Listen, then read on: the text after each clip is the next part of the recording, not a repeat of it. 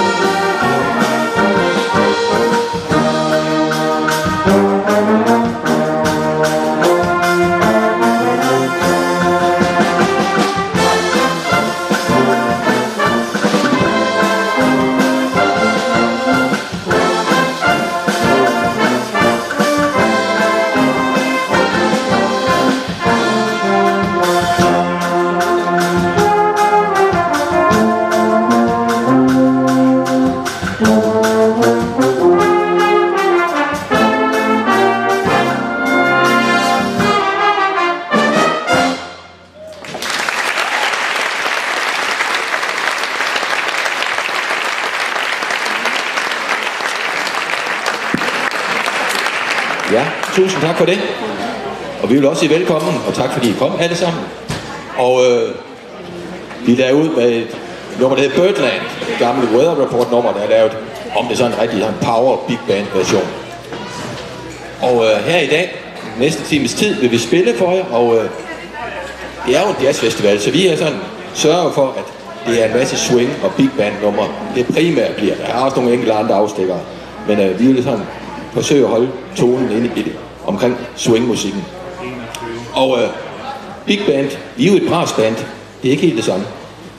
Men jeg vil lige hurtigt fortælle, hvordan vi løser det problem, fordi trompeterne i big band, der har vi kornetterne, ja, og trombonerne, der har vi heldigvis vores egne tromboner her. Saxofonerne, der har vi dit problem. Så der har vi jo eufonen, bariton, horn og flygelhorn, der sidder her i inderkredsen, som styrer det. Og vores kontrabas, det er jo tubaerne. Trommeslageren, det er det samme. Og så har vi det store problem, for nu skal vi spille Count Basie. Pianist, legendarisk orkesterleder. Han havde det med at lave nogle små indsatser. Og det har vi faktisk nødt til at alliere os med klokkespillet nu. Og Johannes, vores Count Basie-mand, han vil lige nu spille en meget vigtig Count Basie-indslag. Nu skal jeg bare høre, hvor langt den er. Længere er den ikke. Ja, og ja, nu skal jeg høre for det. Det er Count Basies varemærke. Han lige lærer sådan nogle små og markeringer.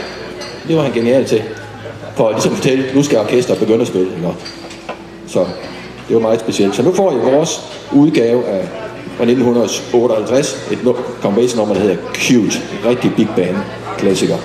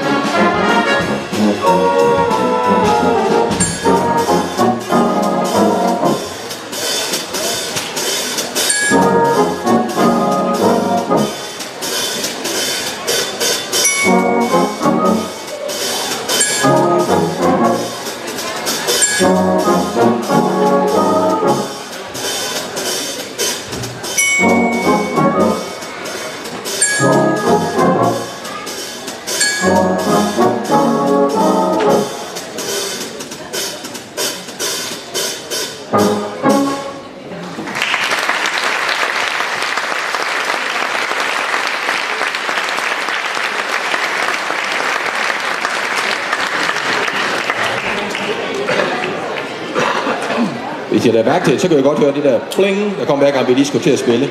Så det var så Johannes, ikke? Der klarede den, og der var også en del trommer og nogle andre ting, og det var så Rasmus, der styrede den deromme.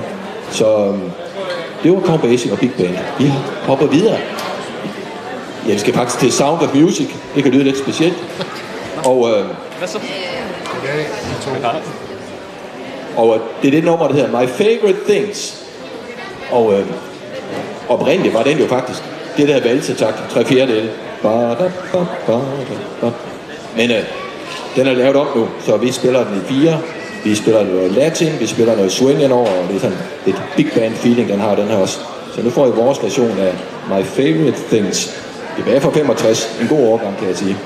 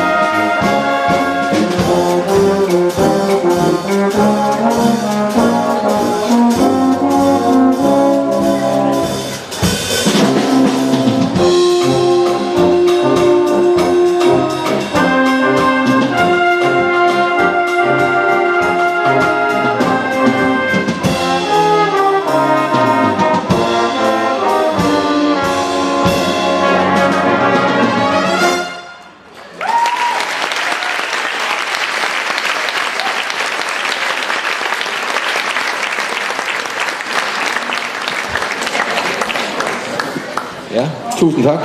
Og I gør jo lige hurtigt. I hilser Sofie, hun er hurtigt til at flytte.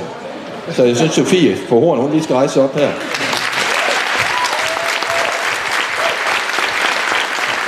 Og Allan, og så op på podium. Ja.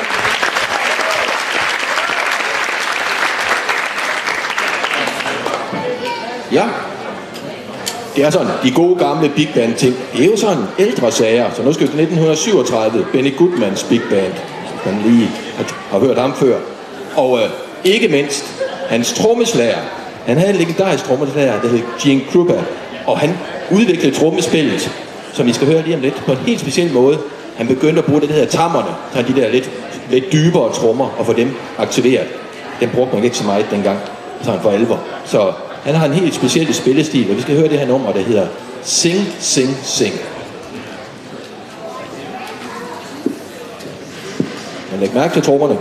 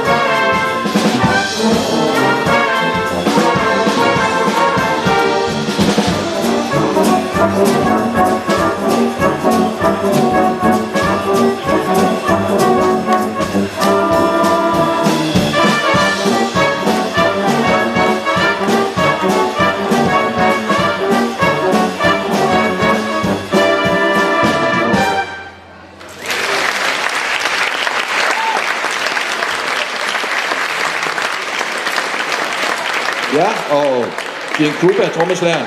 Det er jo heller, synes lige, vi skal hilse på, det var Rasmus. Og banke på mig om, helt om bagved.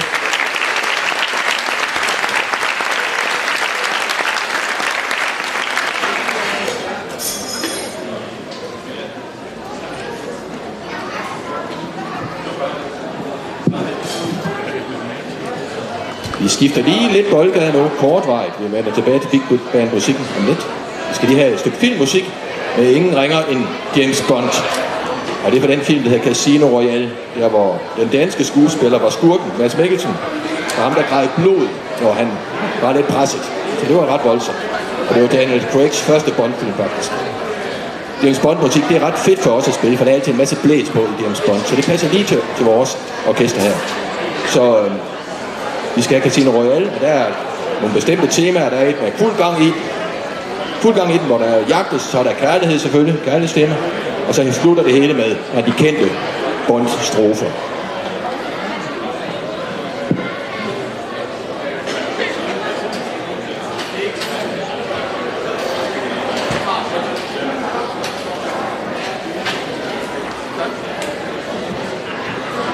Det var det der maleren. Det går ikke så godt for mig. Jeg glemte faktisk lige at præsentere en anden meget, meget vigtig solist. Det var Emma på trombone. Det var lige for hende op i stå.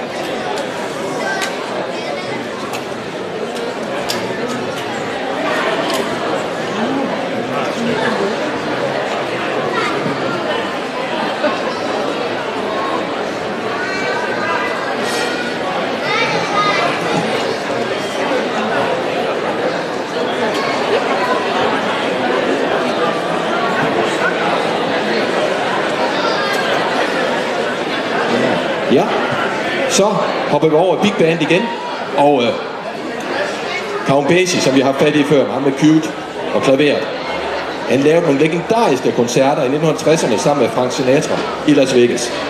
Og ja, det er ubegribeligt godt. Og nu skal vi prøve at kopiere bare et af de numre, der de lavede sammen. Den der her, I've Got You Under My Skin. Og til at ligesom lede os igennem Frank Sinatras rolle, har vi fået Ditte til at spille for os og præsentere temaet for os. Så nu får I Count Basies I've Got You Under My Skin.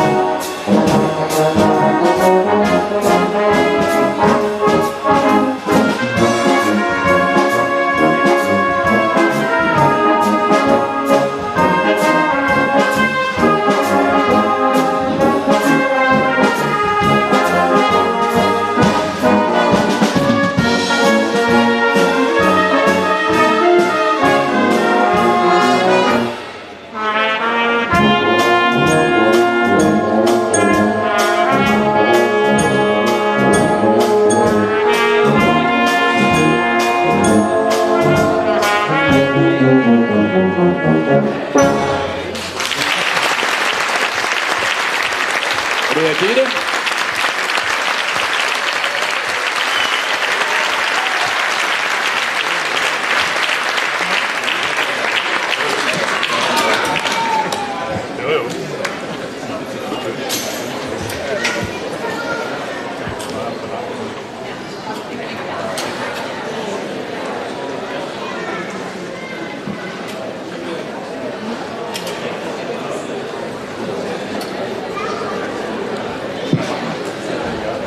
Ja, tager vi lige en afstikker igen, væk fra big band og swingmusikken. Vi skal have noget rigtig dansk popmusik. Og et af de helt store hits, der har været her på det seneste, og det er Andreas Oddbjergs I morgen er der også en dag. Og jeg synes, sådan tekst og musik, de sådan smelter sammen til en rigtig god enhed. Så nu får I vores version af den.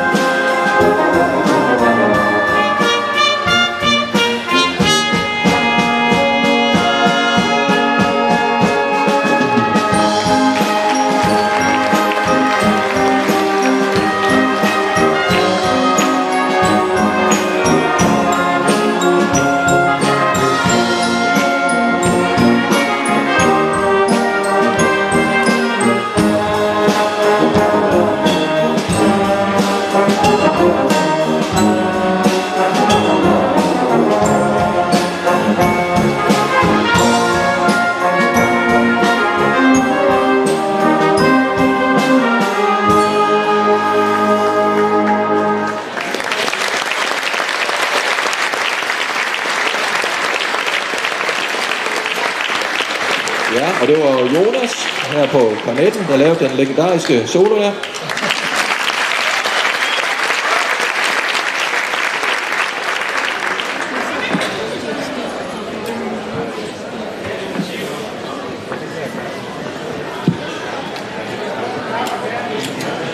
Ja. Nu gør vi noget vildt. Nu spiller vi noget julemusik. Simpelthen. Og det er noget fed swingmusik. Det er egentlig derfor, vi spiller den. Og man tænker ikke lige på jul. Det skal jeg sige, han bare. Det er fra en film om Grinchen, det grønne væsen, den grønne trold, Mr. Grinch, som bor oppe i en hule, oppe i bjergene og hader julen. Og han synger en sang til sig selv, om hvor ond han selv synes, han er. You are a mean one, Mr. Grinch, hedder den. Så den skal vi spille nu. Fedt swingnummer.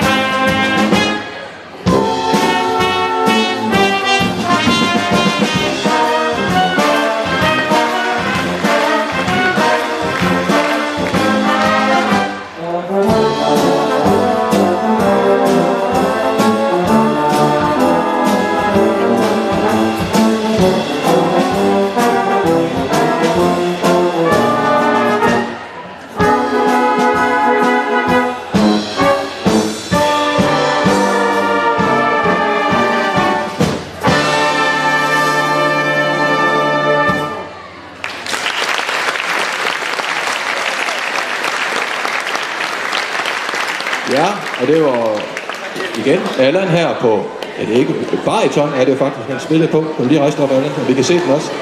Ja. Og det var igen Jonas herovre på kornetten. Så vi tager ham igen.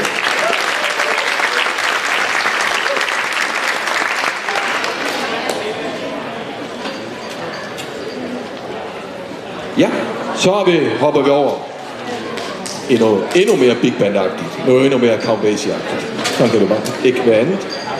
Og det er lidt sjovt med de der big band og swing-numre. De har snuppet den igen nu. Et 3/4 nummer. Et valsetakt-nummer. Det fra Fly Me to the Moon. Der var oprindeligt også i valsetakt. Og lavet om til et fedt big band og swing-nummer med Count Basies big band og Frank Sinatra. Nu får I vores version af Fly Me to the Moon.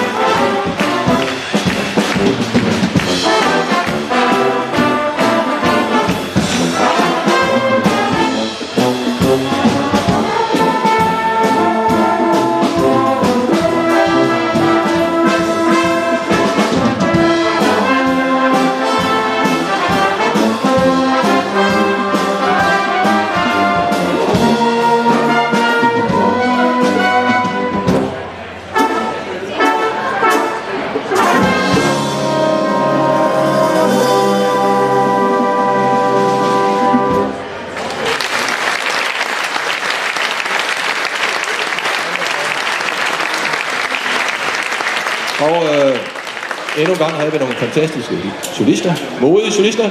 Først var det Andreas på trombonen heroppe, og det er helt frem. Og bagefter det, mindst lige så modig og noget yngre udgave, Mette på økonomien her.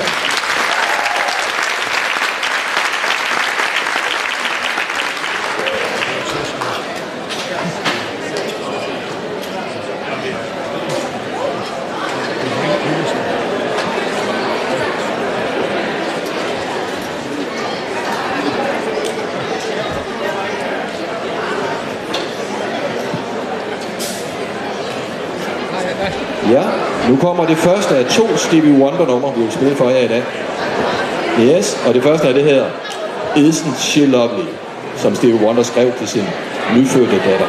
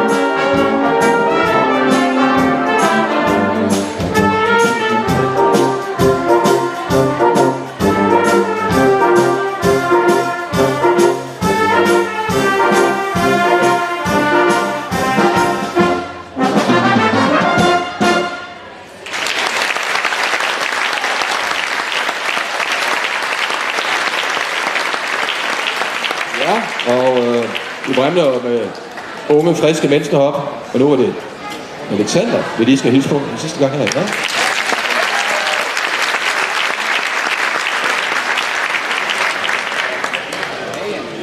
Nu har vi sådan en super fedt arrangement af den næste her. Så den var vi simpelthen nødt til at spille. Det betyder meget, hvordan de forskellige stemmer lige arrangerer til sådan et orkester som vores.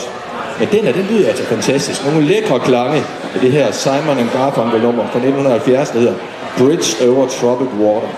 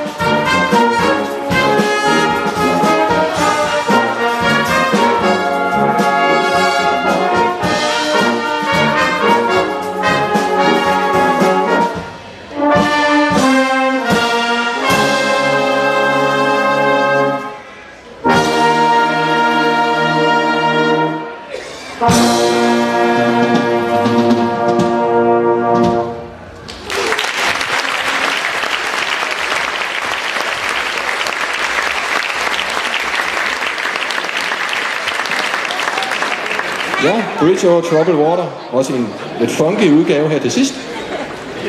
Og nu skal vi have noget dansk musik igen, og så med musik. Vi kan simpelthen ikke komme udenom, vi er nødt til at lige have noget Kim Larsen. Og vi har simpelthen et lille potpourri, et lille medley til jer, af nogle af hans gode sange. Han kunne skrive sange, Kim Larsen, som man kan synge med på. Så nu får jeg lige nogle smagsprøver på nogle af hans sange.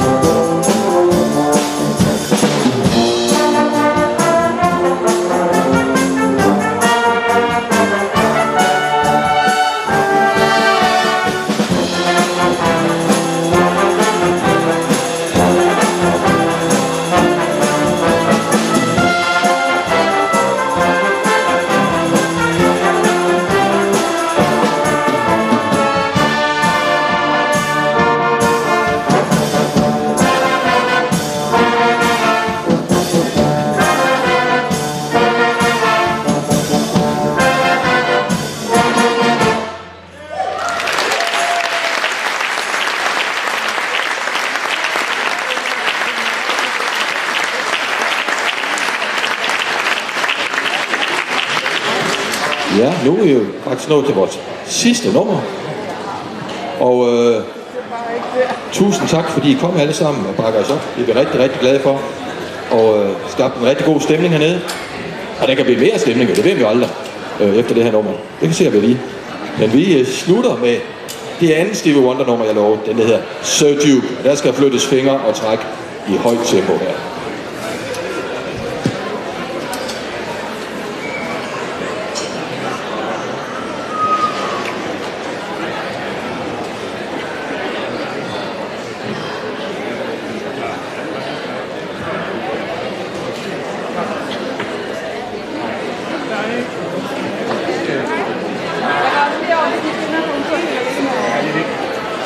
Tag en med herhen, hvis du sidder alene.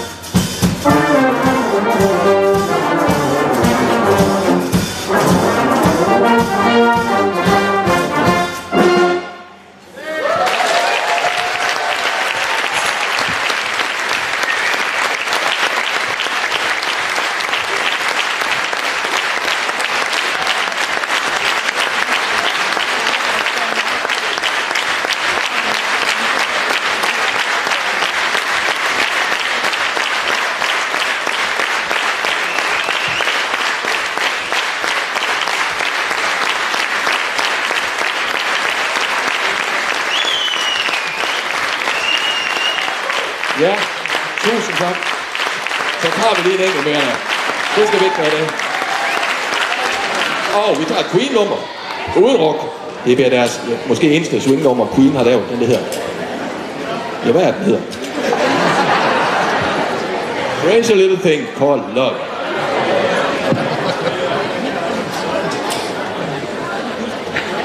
Jeg kan godt tage det der 65 år.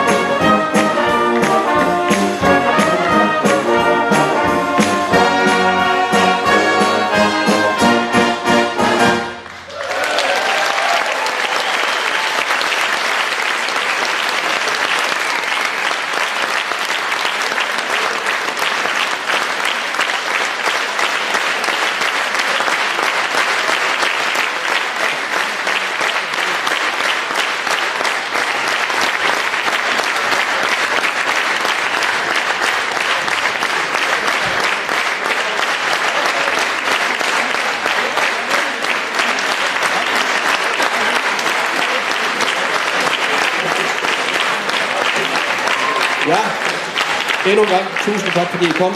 Det var fantastisk at spille for jer, det vil jeg sige. I det bedste publikum, vi har haft. Mange år. Så tusind tak fordi I kom, og kan I have en rigtig god festival fortsat, og rigtig god sommer til alle.